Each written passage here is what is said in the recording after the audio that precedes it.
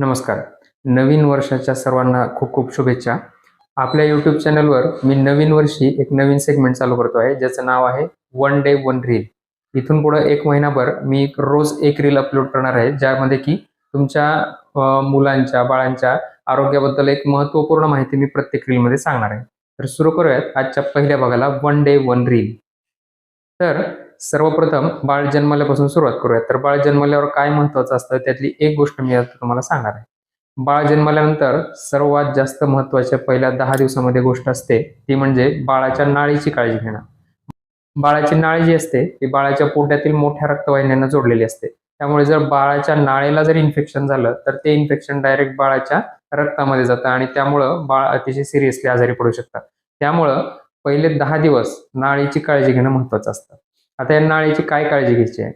तर नाळीची काळजी घ्यायची अशी की नाळ पडेपर्यंत डॉक्टरांनी दिलेली एक अँटिबायोटिकची क्रीम नाळेला रोज लावायची. ठीक आहे, डॉक्टरांनी सांगितलेल्या फ्रिक्वेन्सीने. आणि नाळ ही कोरडी ठेवायची, भिजवायची नाही. ठीक आहे. आणखी एक काळजी घ्यायची आहे नाळीची, ती म्हणजे बाळाचं डायपर जे आहे ते नाळेच्या खाली घालायचं.